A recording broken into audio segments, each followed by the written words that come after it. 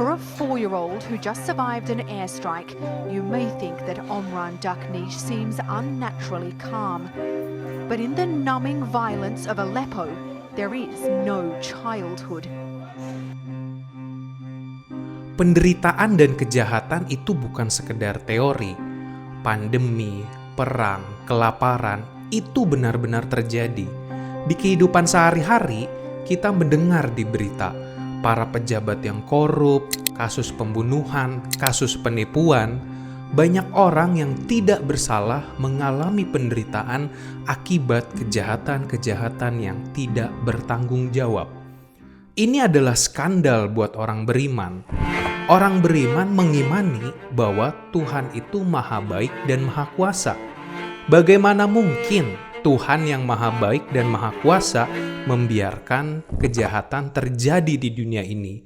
Mengapa Tuhan membiarkan anak kecil yang tidak bersalah mengalami penderitaan dan menjadi korban di medan perang?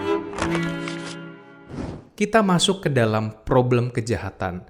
Ini adalah tema filosofis dan teologis. Intinya, ada ketidaksesuaian antara Tuhan yang maha baik dan maha kuasa dengan fakta bahwa di dunia ini banyak terjadi kejahatan dan penderitaan. Epikuros merumuskannya dengan sangat baik. Di satu sisi, Tuhan itu maha baik dan maha kuasa. Di sisi lain, faktanya ada kejahatan. Maka ada 4 kemungkinan.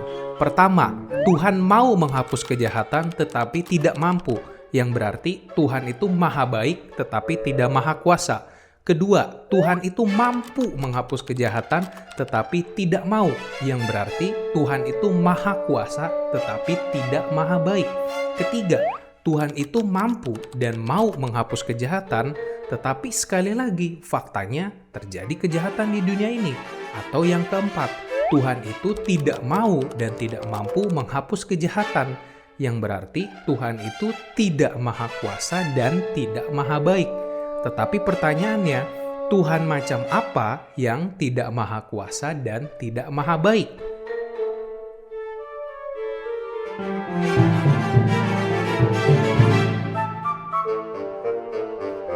Orang beriman dituntut mempertanggungjawabkan imannya. Bagaimana Tuhan dibenarkan di hadapan fakta bahwa di dunia ini masih terjadi kejahatan dan penderitaan. Atau jangan-jangan, ya memang Tuhan gak ada. Toh, ada atau tidak adanya Tuhan, dunia ini sama aja. Penderitaan dan kejahatan masih terjadi. Seorang teolog cum filosof, uskup dan pembela iman, Agustinus dari Hippo menawarkan jawaban terhadap problem kejahatan. Seperti apa jawaban yang ia berikan?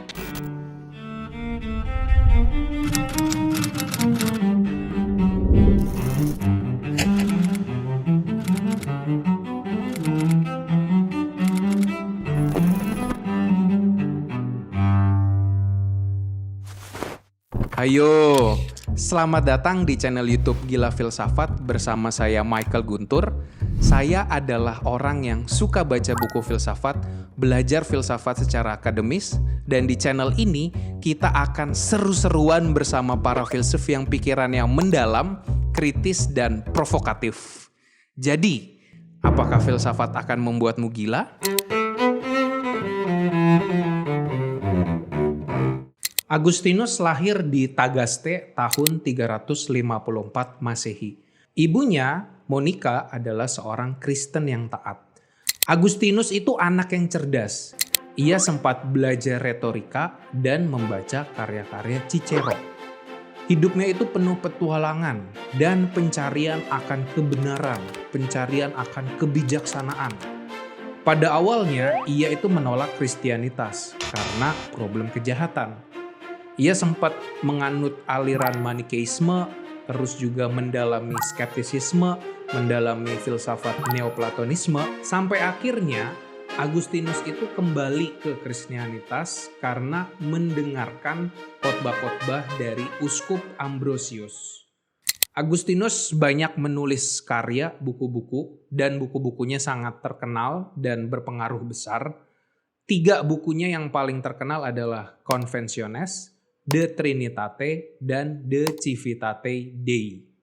Untuk memaparkan jawaban Agustinus terhadap problem kejahatan, saya akan membaginya menjadi 2 tahap. Tahap pertama adalah tahap metafisis, yaitu terkait dengan struktur realitas. Dan tahap kedua adalah tahap moral, yaitu berkaitan dengan kebebasan manusia.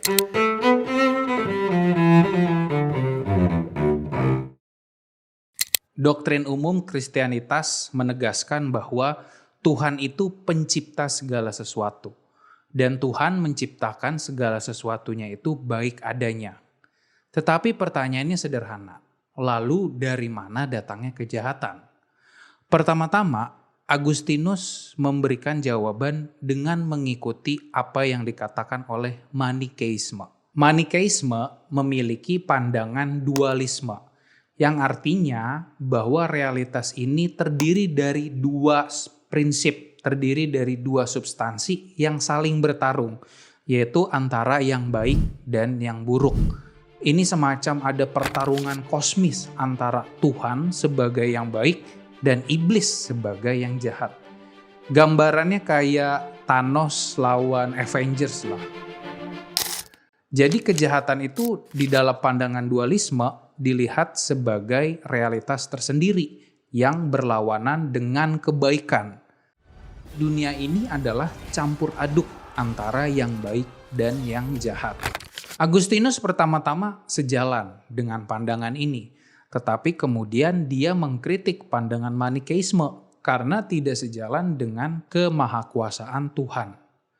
Kalau berdasarkan pandangan dualisme, Tuhan itu seperti memiliki lawan yang sepadan, yaitu kejahatan. Tuhan sebagai kebaikan seolah-olah setara dengan kejahatan. Padahal Tuhan sebagai kebaikan adalah realitas yang paling mendasar. Artinya tidak ada yang setara dengan Tuhan, tidak ada yang sepadan, tidak ada yang bisa menjadi lawan Tuhan. Tetapi pertanyaannya masih sama, lalu dari mana datangnya kejahatan? Apakah kalau begitu berarti Tuhan yang menciptakan kejahatan? Disinilah kita bertemu dengan jawaban Agustinus.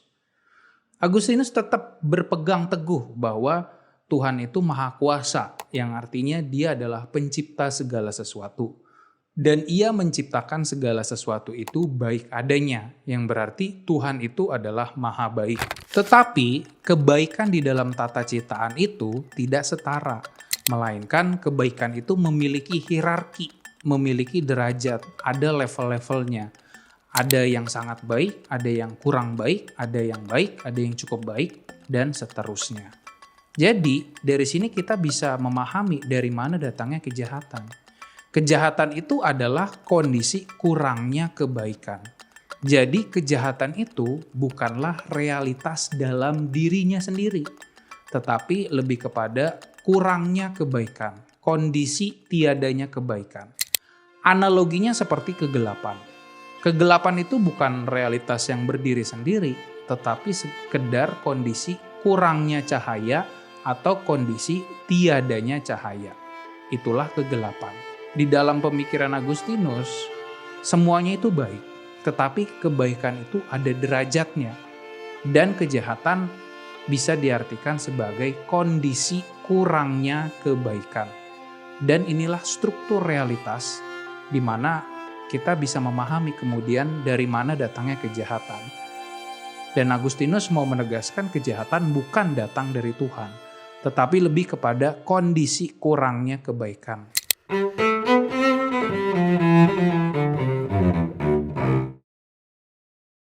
Di dalam tata ciptaan, manusia adalah ciptaan yang paling khas karena manusia memiliki kehendak bebas. Tuhan memberikan kehendak bebas kepada manusia agar manusia bisa memilih secara tulus kebaikan. Namun, kehendak bebas ini bisa disalahgunakan sehingga manusia jatuh ke dalam kejahatan. Artinya, kehendak bebas bukannya digunakan untuk memilih kebaikan, tetapi justru malah menjauhi kebaikan. Ada 2 alasan kenapa manusia bisa menyalahgunakan kehendak bebas. Yang pertama adalah pengabaian atau ketidaktahuan, dan kedua adalah kesombongan. Yang pengabaian artinya manusia itu mengabaikan kebaikan yang lebih tinggi dan memilih kebaikan yang lebih rendah. Contohnya gini, misalnya saya malam-malam jalan, terus dari jauh saya lihat ada orang yang lagi dibegal. Saya kan punya pilihan, apakah saya mau nolong atau saya kabur. Kemudian saya karena takut, saya memilih kabur. Itu artinya bukan saya jahat, bukan. Tetapi saya hanya mengabaikan kebaikan yang lebih tinggi. Seharusnya kebaikan yang lebih tinggi adalah saya menolong. Tetapi saya tidak memilih itu. Saya mengabaikan kebaikan yang lebih tinggi. Sehingga saya memilih kebaikan yang lebih rendah, yaitu untuk kabur. Sedangkan kesombongan artinya kita secara sadar memilih untuk menjauhi Tuhan. Agustinus itu memberikan contoh Lucifer ya. Lucifer itu pada awalnya adalah malaikat. Tetapi dia secara sadar menolak Tuhan dan menjauhi Tuhan dan terputus dari Tuhan. Dari sinilah kita melihat bahwa salah satu asal mula kejahatan adalah penyalahgunaan kehendak bebas.